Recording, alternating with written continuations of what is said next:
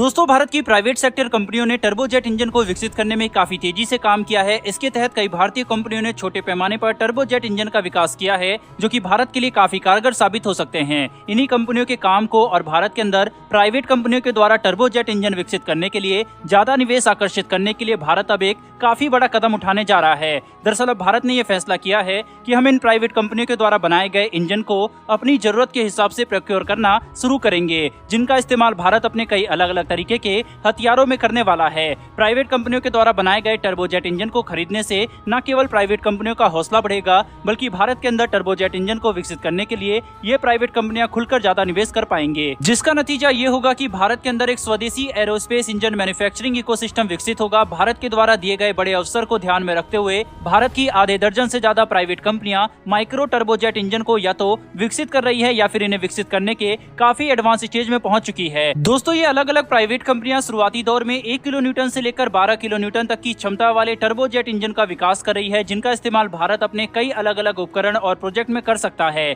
शुरुआती दौर में भारत जिन माइक्रो टर्बोजेट इंजन को इन प्राइवेट कंपनियों से खरीदेगा, उनका मुख्य इस्तेमाल यूएवी टारगेट ड्रोन्स और क्रूज मिसाइल जैसे हथियारों और उपकरण को शक्ति प्रदान करने के लिए किया जाएगा। क्योंकि प्राइवेट कंपनियों के द्वारा विकसित किए गए टर्बोजेट इंजन की क्षमता काफी सीमित है, इसीलिए इन्हें ज्यादा बड़े और शक्तिशाली हथियार में तो इस्तेमाल नहीं किया जा सकता, लेकिन फिर भी इनकी उपलब्धता स्वदेशी रूप से होने की वजह से इन्हें कई अलग अलग तरीके के छोटे उपकरण और हथियारों में इस्तेमाल किया जा सकता है।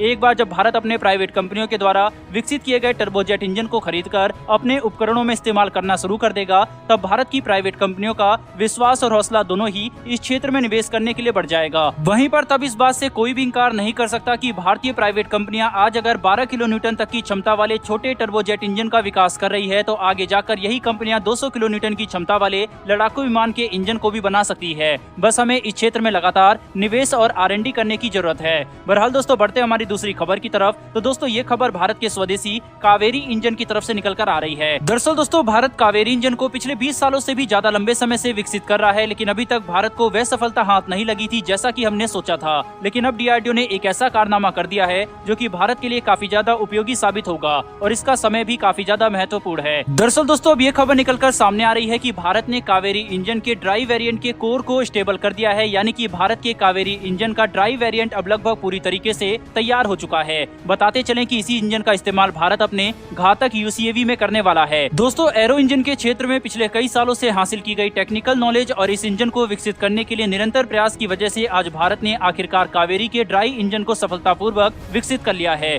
जो कि काफी बड़ी बात है। कावेरी ड्राई इंजन के सारे सर्टिफिकेशन और टेस्ट साल 2026 तक पूरे किए जा सकते हैं, यानी कि केवल 4 साल में ही यह इंजन बनकर पूरी तरीके से तैयार हो जाएगा, और तब हम इसका इस्तेमाल हमारे स्वदेशी वेपन्स में कर सकेंगे। दोस्तों, dry Kaveri engine 46 kilo Newton का थ्रस्ट पैदा करेगा, जिसका इस्तेमाल हम हमारे घातक UCAV को पर्याप्त ऊर्जा प्रदान करने में कर सकते हैं। लेकिन सबसे अच्छी बात तो ये होने वाली है कि भारत केवल इतने पर ही नहीं रुकने वाला, बल्कि कावेरी ड्राई इंजन को और अपग्रेड किया जाएगा। वहीं पर इस अपग्रेडेड कावेरी ड्राई इंजन की क्षमता 46 किलो न्यूटन से बढ़कर 60 किलो न्यूटन की हो जाएगी, और तब वह अपनी श्रेणी में कुछ सबसे शक्तिशाली और भरोसेमंद इंजन में से एक बन जाएगा। 46 किलो न्यूटन की क्षमता वाला कावेरी ड्राई इंजन वैसे ही काफी शक्तिशाली है और हमारे लगभग सभी महत्वपूर्ण ड्रोन प्रोजेक्ट को क्षमता प्रदान कर सकता है। लेकिन जब इस इंजन की क्षमता बढ़कर 60 किलो न्यूटन की हो जाएगी, तब इसका इस्तेमाल और ज्यादा बड़े और शक्तिशाली प्रोजेक्ट में किया जा सकेगा। इसके अलावा भारत कावेरी ड्राई इंजन के आफ्टर बर्नर सेक्शन के ऊपर एक बार फिर से काम करने के ऊपर विचार कर रहा है, ताकि इस ड्राई इंजन को एक full fledge afterburner engine में बदला जा सके, और तब इसका इस्तेमाल हम हमारे फाइटर जेट विमानों में भी कर सकेंगे। दोस्तों, आफ्टर बर्नर सेक्शन से लैस होने के बाद कावेरी इंजन की क्षमता 46 या फिर 60 किलो न्यूटन से बढ़कर 90 किलो न्यूटन तक की हो जाएगी, और तब हम इसका इस्तेमाल अपने तेजस मार्क 1A फाइटर जेट में कर सकेंगे। दोस्तों, कावेरी इंजन के सफल होने का समय इसलिए महत्वपूर्ण है क्योंकि इस समय फ्रांस और अमेरिका के साथ इंजन तकनीक को लेकर साझेदारी के ऊपर भारत विचार कर रहा है, ताकि हम भविष्य में हमारे फाइटर जेट के लिए एक स्वदेशी इंजन का विकास करें। लेकिन अब भारत को जिस तरह से अपने स्वदेशी कावेरी इंजन में सफलता मिल रही है, इस बात की भी संभावना काफी ज्यादा बढ़ चुकी है कि भारत कावेरी इंजन में और ज्यादा निवेश करे और साल 2030 तक एक स्वदेशी 110 किलो न्यूटन की क्षमता वाला इंजन बना ले।